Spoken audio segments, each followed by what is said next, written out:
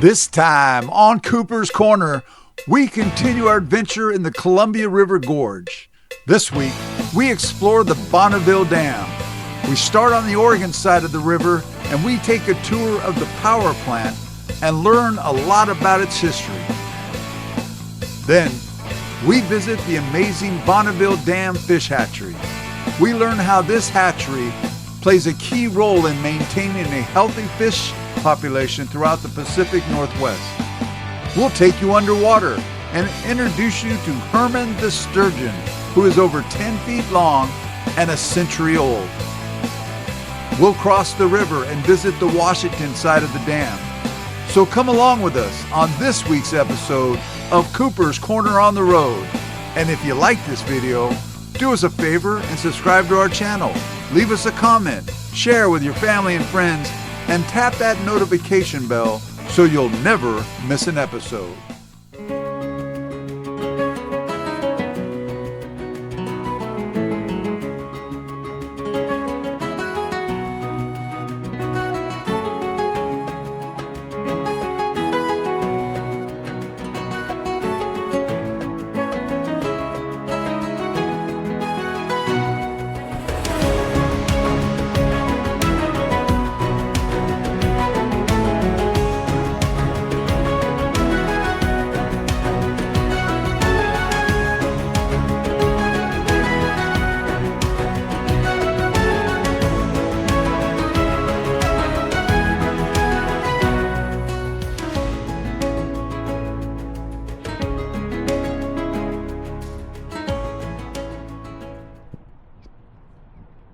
All right, we are here at Bonneville Dam. We're going to check this place out.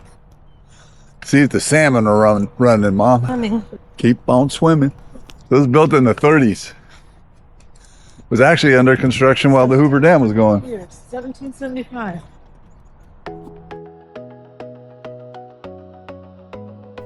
We begin our visit at the Visitor Center at the Bonneville Dam, exploring exhibits that explain how and why it was built during the Great Depression, highlighting its purpose and regional impact. We head downstairs at the Bonneville Dam to view the underwater fish ladders, where we watch salmon and other fish steadily move upstream through the system. The experience is mesmerizing, offering a close look at one of nature's most remarkable migrations. It is incredible to think that each year, hundreds of thousands, and in some seasons over 1 million, fish pass through these ladders along the Columbia River on their journey to spawn. Observing them up close highlights both the power of natural instinct and the complexity of human engineering designed to support it. The fish ladders were built to help species continue their life cycles despite the presence of the dam, allowing them to navigate around the barrier.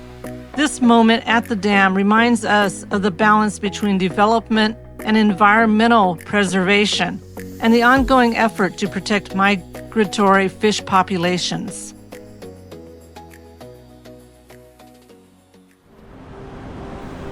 At the Bonneville Dam, the Oregon side fish ladders helped salmon and steelhead bypass the dam during migration. The first fish passage structures were built with the original dam in the 1930s and completed in 1938. So they were not installed before the dam existed. Engineers designed them early because salmon runs were already known to be important. Before ladders, fish wheels were used, which were large rotating devices that scooped fish from the river, but were later replaced due to conservation concerns.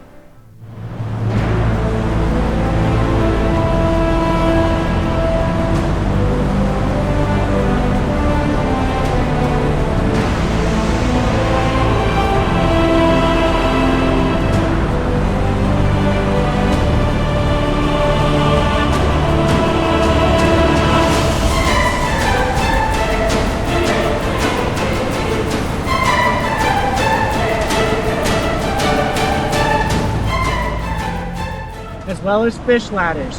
In the 1890s, there was already the hatchery here. That was before the dam. That's because of fish wheels. Who's heard of that? big fairs come in. Those became illegal in Oregon in 1923, illegal in Washington in 1934. So the salmon population was already on the Corps of Engineers' mind. So the first concrete structure they put in was the fish ladder. And then they began construction of the spillway and Powerhouse 1. With that construction, they did 18-inch concrete pours at a time. The spillway functions simply for downstream juvenile fish passage as well as flood mitigation.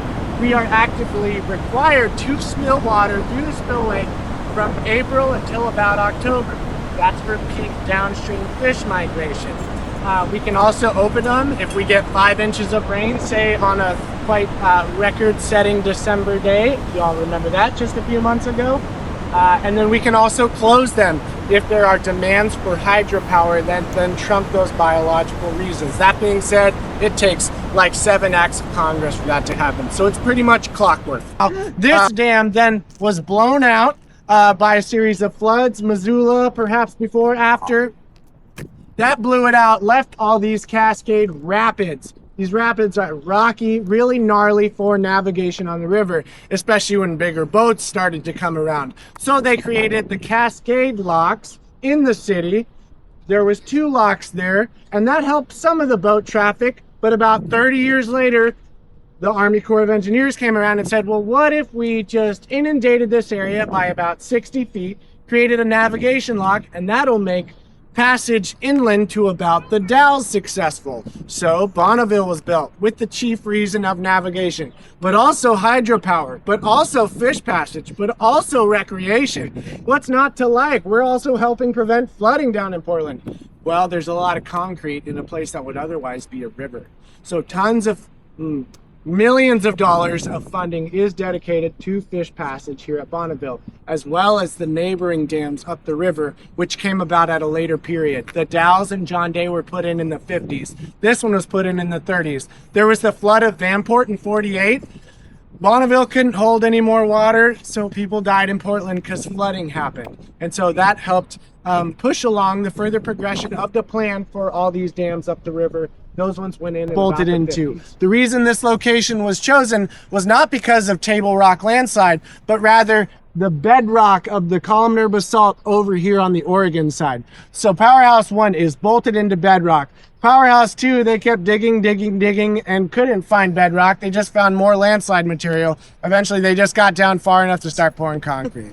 So to note how many stars are on the flag of the wall, also how many generators have a light bulb on top versus how many do not. It's very loud in there. I'm not going to talk much. When we get in here, you're welcome to just look at it and leave, or you can hang out. I'll be here for about 30 minutes. Sound good? The Bonneville Dam powerhouses are a major hydroelectric source in the Pacific Northwest. Powerhouse 1 was completed in 1938 after construction began in 1933, and Powerhouse 2 was finished in 1981, following a major expansion that began in the 1970s. Together, they generate over 1,000 megawatts of electricity, enough to power hundreds of thousands of homes each year. The original dam project cost about $76 million during the Great Depression, with later expansions for Powerhouse 2 costing hundreds of millions more. Electricity from the dam is managed by the Bonneville Power Administration and distributed across Oregon, Washington, Idaho, and parts of Montana. Over time, upgrades have improved turbine efficiency, increased power output, modernized generators, and strengthened fish protection systems, ensuring the dam continues to provide reliable, renewable energy while supporting environmental and regional needs.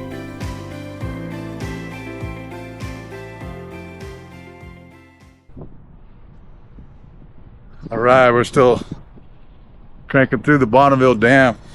I just kind of pulled over because I wanted to film these locks. I'm not sure if this lock is even being used. I'm not sure. But kind of give you an idea. I think it is. So let me turn this camera around.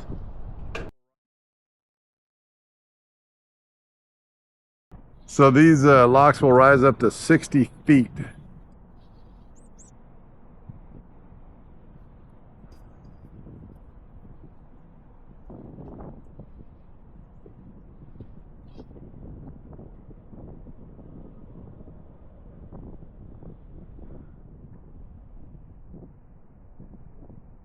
So the barges come through here, and to get over the hurdle of Bonneville Dam, they would go in there, rise it up, and that also, as they come down from the dowels, they would lower them down to keep their going on the Columbia River.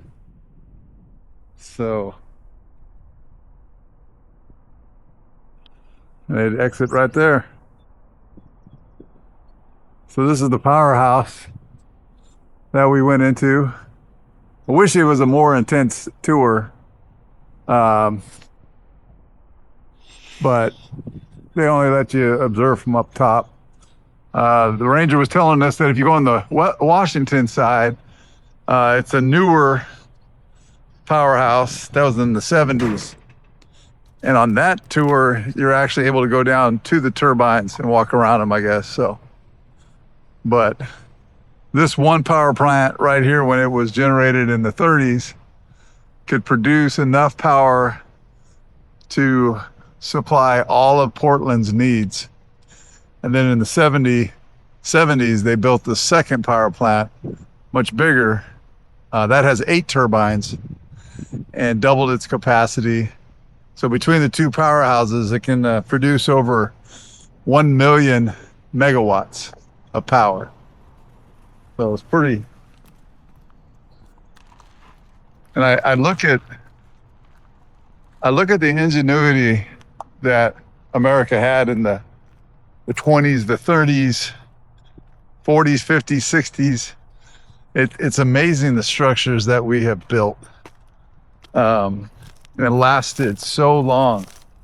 If you look at Hoover Dam, that thing was started in 1931. I think it completed in 1935 or 36. That thing is still curing and is getting harder as time goes on. And it's just a solid structure. So, although we have a lot of technology today, electronics, technology, man, I don't know if we have the same ingenuity that we had building these mega structures, like the Hoover Dam, like the Bonneville Dam, like Grand Coulee. I don't know. So we built things to last back then, that is for sure. So this is the main lock. This one is the locks that was built, I believe, in the 1987. And this is the lock that they use for the big barges that come through here.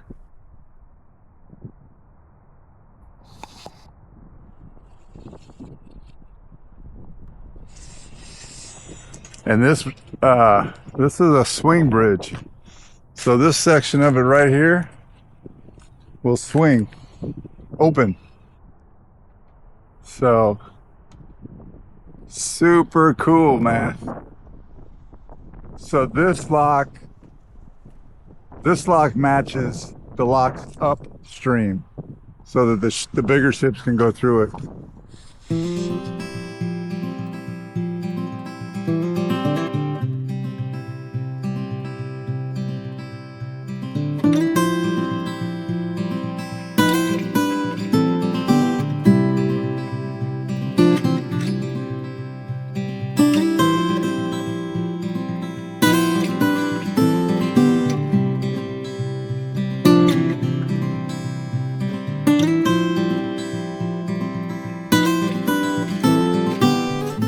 The Bonneville Fish Hatchery near Bonneville Dam supports salmon and steelhead populations in the Columbia River.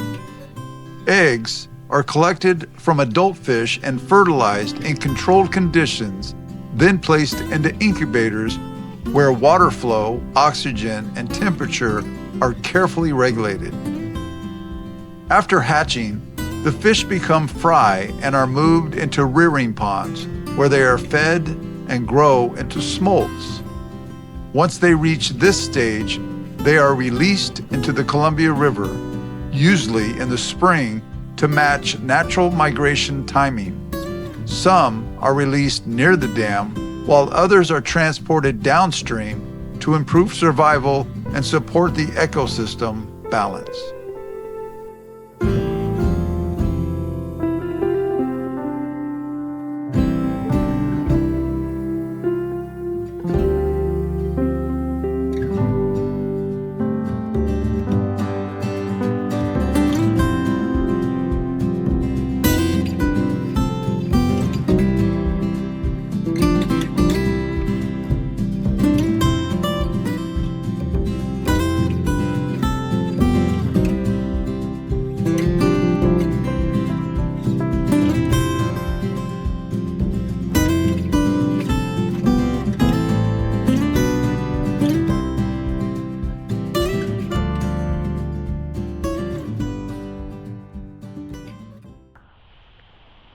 So we're having a great time. Wonderful, beautiful day. It's just so good to be out and about in the sun and get to take you along with us. And the weather is so nice. This makes you feel so good when you're out and about. Yep. All right, this is the trout farm. We might as well look at this real quick. So, did we see any trout in here? Ah, there's some sturgeon in there. No. Or is that trout? No. No, those are sturgeons. That's sturgeon. Right? All right, let me put this in the water real quick.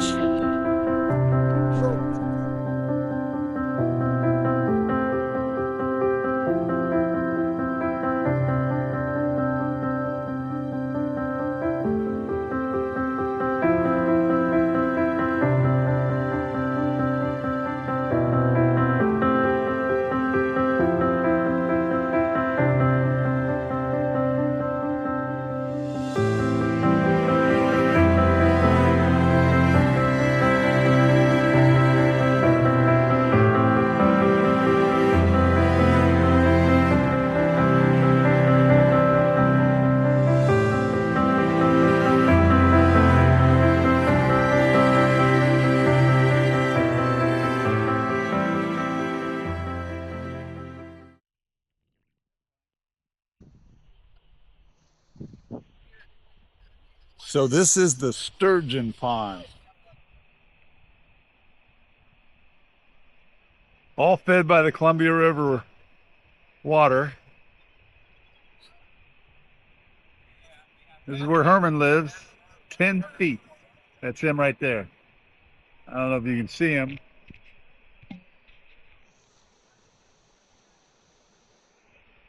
But what a great place to be able to see live sturgeon. And then that's the house where you can go down in, and that's the viewing glass.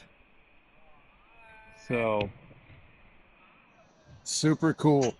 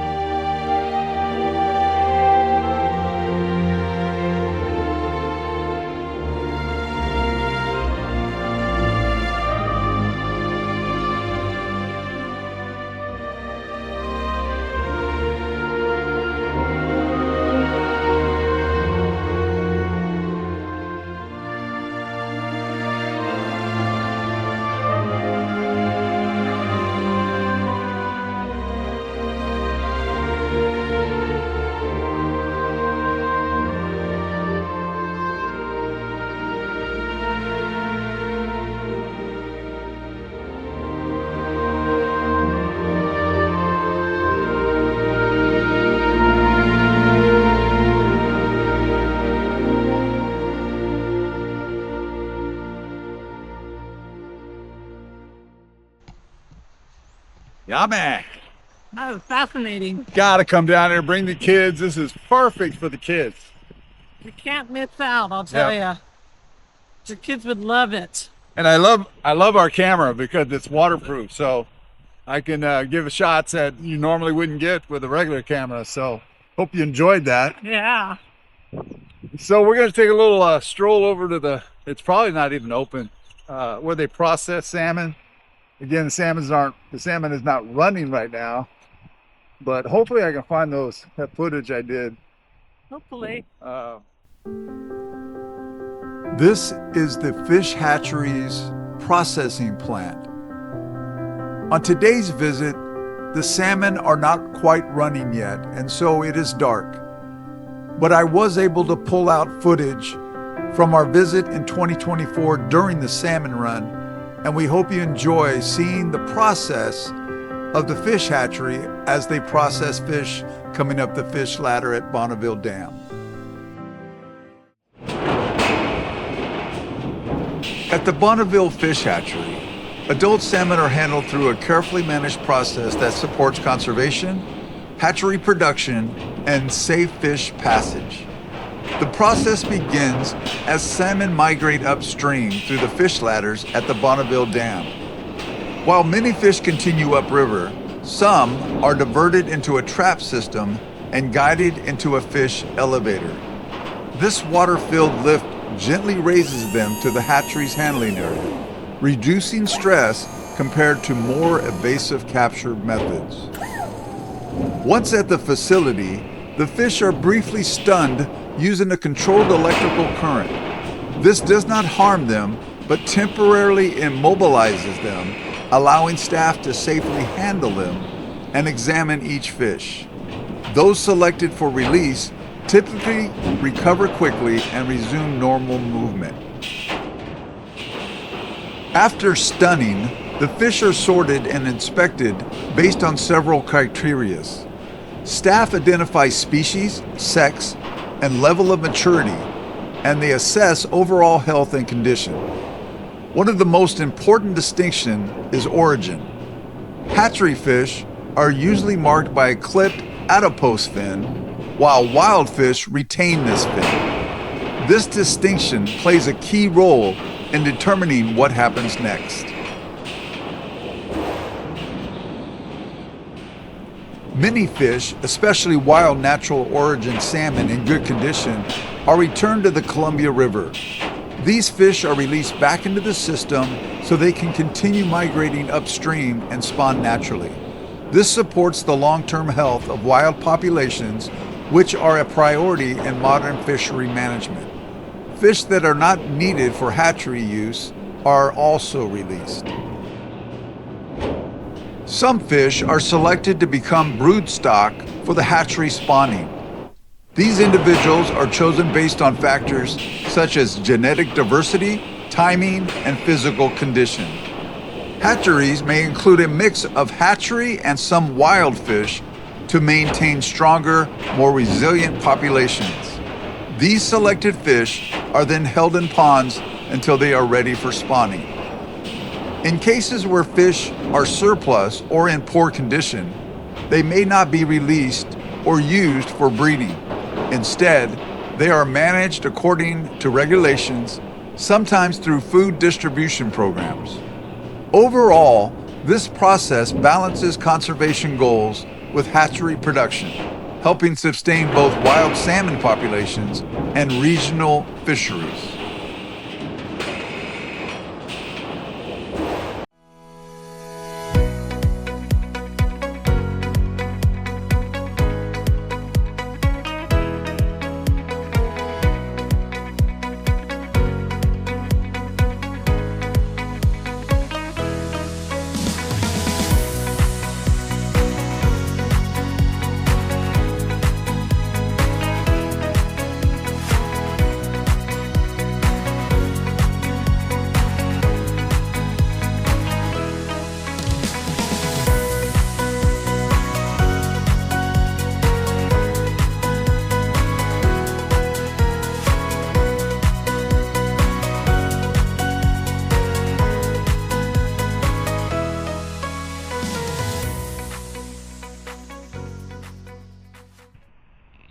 So we're taking a quick venture, and we drove over the bridge to the Bridge of the Gods. Now we're on the Washington side.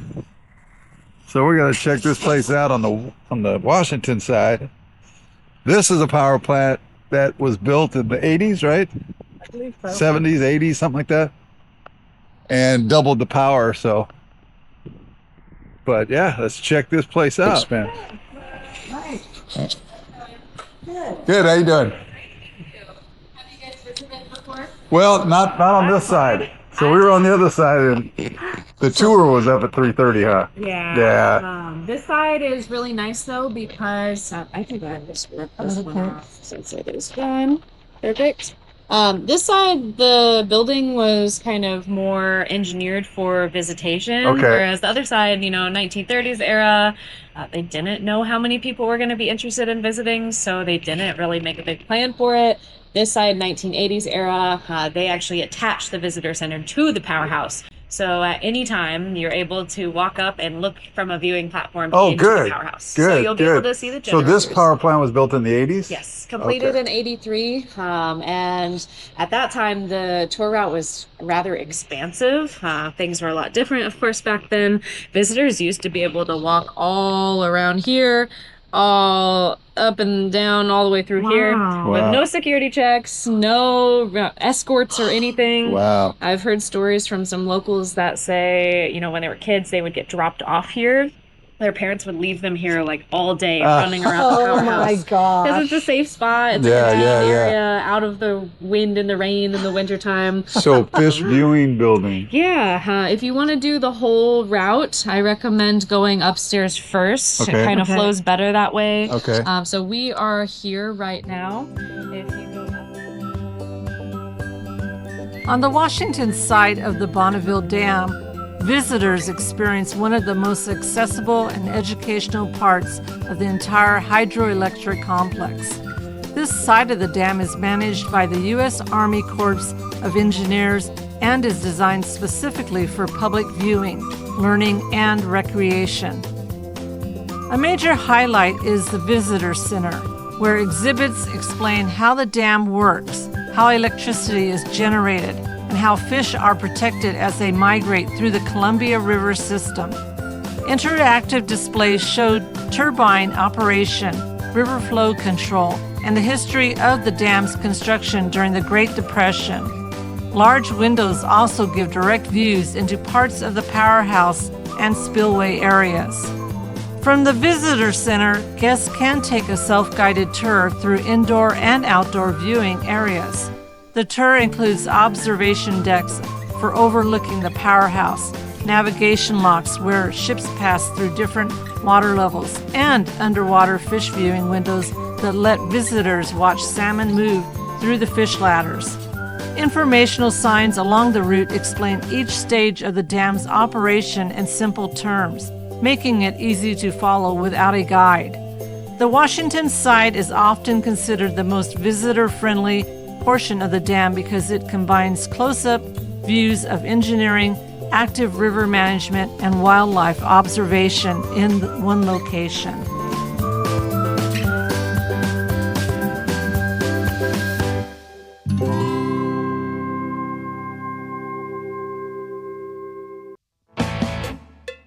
Next time on Cooper's Corner, we head to Idaho once again. But this time, we head there on a mission. A mission to explore if this great state is where Sherry and I want to call it home. Making Idaho our base camp will be central to continuing our adventure on the road. We visit southern Idaho and look at the small towns like Emmett, Horseshoe Bend, Payette, and Weiser. So come along and join us on next week's episode of Cooper's Corner on the Road. And we invite you to subscribe to our channel and share with your family and friends. Leave us a comment and don't forget to tap that notification bell so you'll be alerted when new videos come out. The scripture of the week comes to us from Psalms chapter 9, verses 9 through 10. The Lord is a stronghold for the oppressed, a stronghold in times of trouble. And those who know your name put their trust in you. For you, O Lord, have not forsaken those who seek you.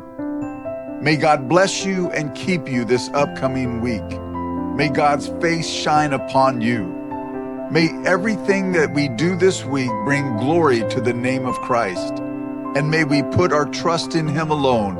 And may we fully surrender this week to His Lordship. And as always, it is our prayer that you know Christ as your personal Lord and Savior, that you have surrendered your life to His Lordship. Christ tells us that if we ask, it will be given unto us. And if we seek, we will find Him. And if we knock, the door will be open. God bless you, and we'll see you next time on Cooper's Corner.